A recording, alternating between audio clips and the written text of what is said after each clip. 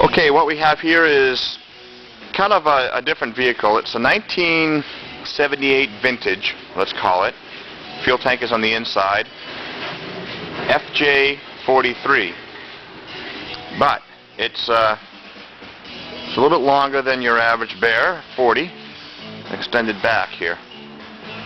It has a 1HZ engine in it, and we have been asked to do a number of things, about 3 pages of things, to resolve some small issues with it that the customer was having. And we've managed to, short of saying rebuild the wiring harness, cut out a lot of excess wire, unnecessary wire. We have done some work with the pre-timer and the timer for the glow plugs. We've done some work on the sending units.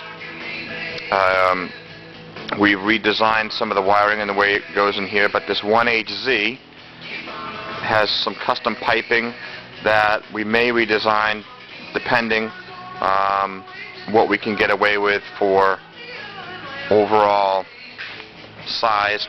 We'd like to see an aluminum pipe here and maybe a little bit bigger diameter going over to the air cleaner here. But it goes with a stock safari snorkel. It has the ARB bull bar in the front. It used to have a parabolic suspension in it that really, after I drove it, was very, very harsh in its ride. So we have replaced it with an old man emu suspension. So going with ARB stuff, sticking with it like the ARB bumper, we now have the ARB suspension, the Dakar suspension by Old Man Emu. We have new shocks all the way around. We had a mismatch of shocks. We had one Old Man Emu shock and 3 unknown shocks on it. On the back here we have a Kmart rear bumper. But underneath is the business part of it. It's hard to see maybe, but we have the leaf springs which are now on.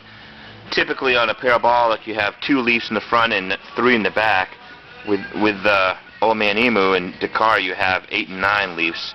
It's a much better system, softer riding, able to handle a lot more weight. So we have also matching shocks.